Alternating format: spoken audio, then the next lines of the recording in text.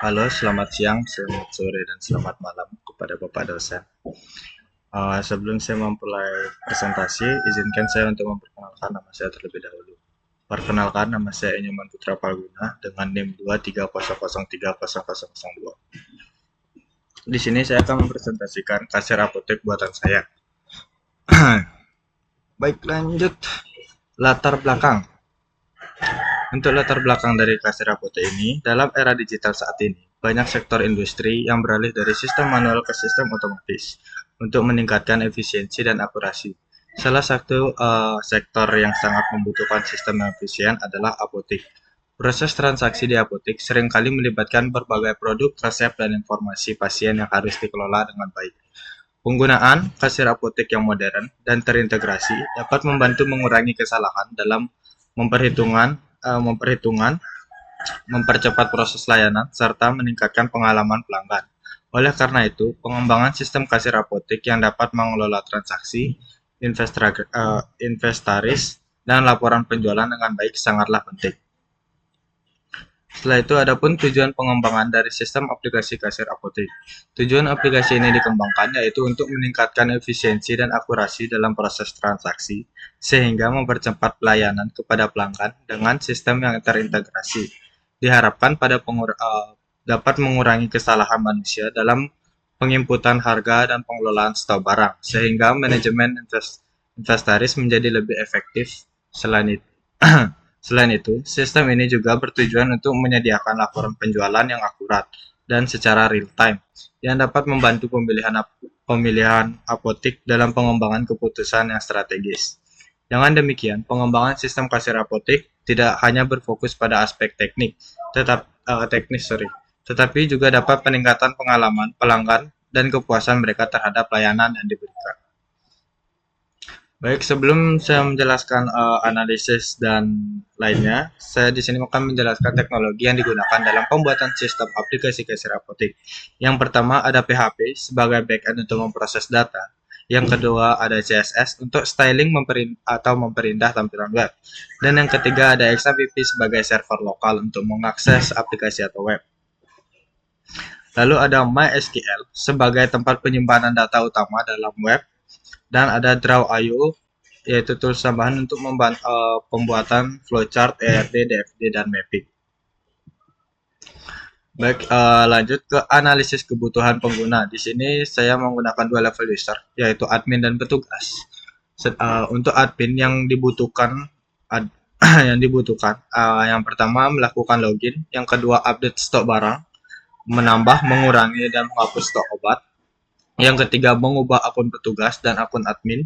Yang keempat, melihat laporan penjualan. Yang kelima, membatalkan atau menghapus penjualan. Dan yang keenam adalah logout. Sedangkan untuk petugas di sini yang pertama melakukan login, yang kedua mengecek stok barang, yang ketiga melakukan penjualan, memilih barang yang mau dibeli, menginput jumlah barang, menginput jumlah uang yang akan dibayarkan, dan melakukan print hasil penjualan. Yang keempat, melihat laporan penjualan, dan yang terakhir yang kelima, melakukan logout. Baik, setelah itu kita akan menganalisis kebutuhan sistem apa saja yang diperlukan dalam kasir apotek.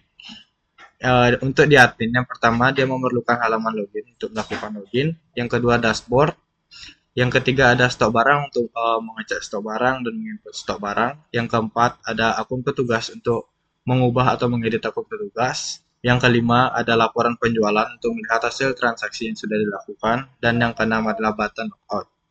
Lalu sedangkan untuk petugas di sini memerlukan halaman login untuk melakukan login, dashboard, lalu ada kasir untuk melakukan transaksi penjualan obat. Yang yang keempat adalah laporan penjualan untuk melihat hasil transaksi yang sudah dilakukan. Dan yang terakhir dan yang kelima adalah button logout. Baik, setelah itu kita akan menganalisis features. Yang pertama ada kinerja. Di sistem lama, proses transaksi lambat, sering memakan waktu lebih dari 10 detik. Sedangkan di sistem baru, waktu transaksi yang lebih cepat, idealnya kurang dari 5 detik. Lalu ada informasi di sistem lama, laporan penjualan dan stok kurang akurat dan memerlukan waktu untuk dihasilkan. Sedangkan di sistem baru, laporan penjualan dan stok dapat diakses secara real time. Lalu untuk di ekonomi atau di sistem lama, biaya operasional tingkat tinggi akibat manual input dan pengelolaan stok. Sedangkan di sistem baru, pengurangan biaya operasional melalui otomatisasi dan pengelolaan stok yang lebih efisien. Setelah itu ada kontrol. Di sistem lama, keamanan data rendah, resiko akses tidak sah tinggi. Sedangkan di sistem baru, sistem keamanan yang lebih baik dengan kontrol akses pengguna dan enkripsi data. Lalu ada efisiensi, proses input data yang lumayan lama dikarenakan manual harus menulis nama obat satu persatu. Sedangkan di sistem baru, mempercepat proses dikarenakan tinggal mencari nama obat dan tinggal mengklik. Lalu untuk layanan, di sistem lama pengalaman pelanggan kurang baik. Waktu untuk menunggu transaksi lumayan lama. Sedangkan di sistem baru, peningkatan pengalaman pelanggan dengan proses transaksi yang cepat dan pelayanan yang lebih responsif. Baik, setelah itu kita akan menganalisis kebutuhan perangkat lunak dan perangkat keras. Yang pertama ada perangkat lunak. Perangkat lunak di sini kita membutuhkan dua, yaitu komputer atau laptop dengan spesifikasi minimal prosesor Intel i3 atau setara. Ya, lalu ada RAM 4 GB atau lebih, storage SSD 128 GB atau lebih. Yang kedua ada koneksi internet untuk mengakses aplikasi kasir apotek. Sedangkan untuk perangkat keras yang diperlukan, yang pertama ada Mac, ada Windows atau Mac OS. Yang kedua ada browser seperti Google Chrome. Yang ketiga ada bahasa pemrograman PHP dan CSS untuk pembuatan web. Yang keempat ada XMPP untuk server lokal. Yang kelima ada Visual Studio Code untuk tempat pembuatan webnya. Baik, setelah itu kita akan membahas flowchart sistem aplikasi kasir apotek. Dimulai dari admin membuka aplikasi kasir apotek. Lalu sistem akan menampilkan halaman login. Setelah itu, admin bisa melakukan login ke dalam halaman login dan akan menampilkan halaman dashboard sesuai role. Setelah itu, admin bisa membuat akun petugas. Setelah admin membuat akun petugas, petugas bisa melakukan login. Setelah itu, admin akan menginput stok barang dan di sistem akan menampilkan daftar obat atau daftar stok barang. Lalu petugas bisa mengecek stok barang tersebut. Jika stok barang cukup, bisa langsung melakukan transaksi. Jika tidak, admin melakukan penginputan stok barang ulang atau lagi. Balik lagi setelah mengecek stok obat, stoknya cukup. Jika iya, melakukan transaksi. Setelah melakukan transaksi, sistem akan menampilkan detail transaksi. Setelah itu, admin bisa mengakses laporan transaksi dan di sistem akan menampilkan halaman laporan dan admin bisa melakukan print transaksi. Sedangkan untuk petugas, setelah melakukan transaksi, menampilkan detail transaksi, petugas bisa mengedit transaksi jika ada kesalahan. Dan setelah mengedit transaksi, petugas bisa melakukan print transaksi. Setelah itu akan selesai. Baik, setelah itu kita akan membahas ERD sistem aplikasi kasir. Yang di sini kita punya 5 tabel, yaitu ada user, obat, stok, transaksi, dan print. Pertama dari user. User itu bisa mengelola obat. Setelah itu, obat bisa menyimpan data di stok. Setelah menyimpan data di stok, stok akan mengirim data ke transaksi.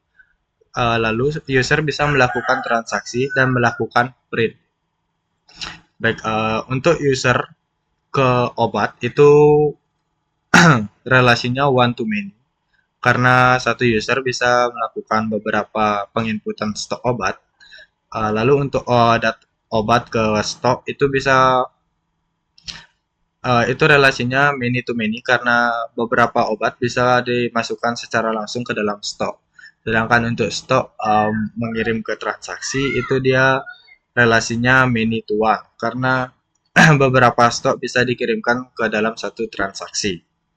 Sedangkan untuk user ke transaksi itu relasinya one to one karena satu user hanya bisa melakukan satu transaksi secara real time atau secara langsung. Dan untuk transaksi ke print itu relasinya one to one karena satu transaksi hanya bisa di print satu kali karena transaksi itu bisa di print ya, satu kali secara langsung, bukan secara bergantian, secara real time. Ya. secara real time. Lalu setelah itu kita akan membahas DFD atau Data Flow Diagram sistem aplikasi kasir apotek. Dari admin ke sistem, admin melakukan login, mengelola akun petugas, mengupdate stok obat, melihat laporan penjualan, dan melakukan print.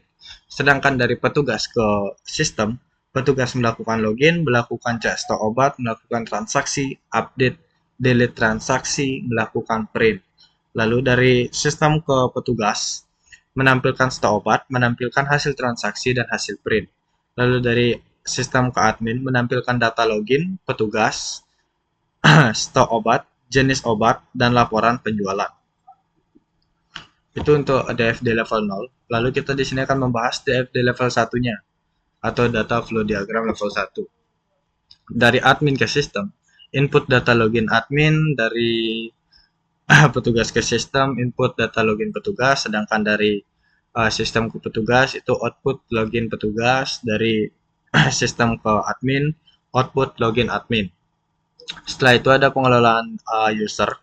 Admin mengelola user admin, lalu petugas bisa melakukan mengelola user petugas juga, lalu menampilkan data user petugas, dan admin menampilkan data user admin. Setelah itu ada jenis dan data obat atau master obat. Admin di sini mengelola data obat dan jenis obat. Lalu dari sistem ke data obat, input data obat, dan untuk dari obat ke sistem, output data obat. Lalu setelah itu dari sistem ke admin menampilkan jenis dan data obat. Itu untuk yang ketiga. Dan yang keempat ada pengelolaan transaksi. Petugas dari petugas ke sistem mengelola data transaksi, sedangkan dari sistem ke transaksi input data transaksi dan akan keluar output data transaksi. Dan dari sistem ke petugas akan menampilkan hasil transaksi. Lalu yang kelima dan yang terakhir laporan penjualan dan melakukan print. Dari admin melihat data penjualan print, lalu sistem akan mengecek data laporan penjualan dan print. Setelah itu output data laporan penjualan dan print dari sistem akan menampilkan data laporan penjualan dan print tersebut. Baik, setelah itu kita akan membahas mapping. Sebelum kita membahas alur mappingnya, di sini mapping memiliki tujuan. Tujuan mapping database adalah untuk mengorganisir dan menyusun data secara terstruktur sehingga memudahkan akses dan pengelolaan data sistem informasi seperti sistem kasir apotek. Proses ini menjaga integrasi dan konsistensi data, meningkatkan kinerja sistem serta memudahkan pemilihan dan pembaruan. Dengan struktur yang jelas, pengambilan keputusan berbasis data menjadi lebih akurat, dan mapping juga mendukung kolaborasi tim, pengembangan serta fungsi sebagai dokumentasi untuk referensi di masa mendatang.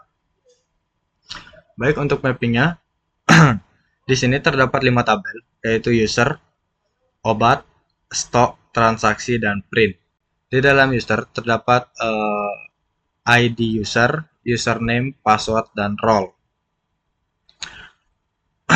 Baik, lalu di dalam obat terdapat ID obat, nama obat, jenis obat, harga, dan stok. Di dalam stok terdapat ID stok, ID obat, nama obat, jumlah. Dan di dalam transaksi terdapat ID sebagai premier key, user ID sebagai foreign key, ID obat sebagai foreign key, nama obat dengan varchar 100, tanggal dengan date, total dengan desimal 10,2, jumlah dengan int 11 atau integer 11, lalu ada total harga dengan desimal 10,2.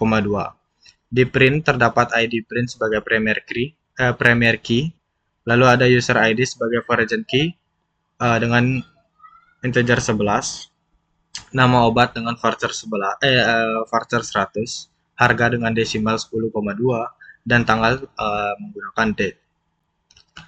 Untuk relasinya, dari user, ID user itu bisa menyambung ke transaksi, karena di transaksi itu sebagai foreign key memerlukan hubungan antara ID user dan karena memerlukan hubungan antara ID user, karena memerlukan ID user sebagai kunci utama atau kunci tambahan untuk melakukan transaksi. Lalu untuk di obat ini memerlukan bisa menyambung ke stok karena di dalam obat itu akan masuk ke dalam data stok karena beberapa obat itu pasti akan masuk ke dalam stok menggunakan ID obat akan masuk ke dalam stok menggunakan ID obat juga. Lalu di dalam transaksi, di sini ada ID transaksi sebagai primary key dan user ID. User ID itu tadi yang dari user, sedangkan ID obat ini sebagai origin key akan mengambil data dari stok untuk melakukan transaksi apa saja yang akan dimasukkan ke dalam transaksi tersebut. Sedangkan untuk print memerlukan ID print dan sebenarnya ini masuk ke transaksi juga, tapi karena ada kesalahan atau belum saya fix, jadi belum selesai semua. Dari print akan masuk ke user ID, akan menampilkan user ID yang melakukan print tersebut. Baik, sekian dari presentasi saya. Sekian terima kasih dari presentasi saya. Terima kasih telah menyempatkan waktu untuk menonton video presentasi mengenai kasir apotek buatan saya sendiri yang masih saya kembangkan. Mohon maaf jika terdapat beberapa kata yang tidak diinginkan atau kesalahan kata yang saya ucapkan tadi. Saya Pak Gunas, saya undur diri. Terima kasih banyak.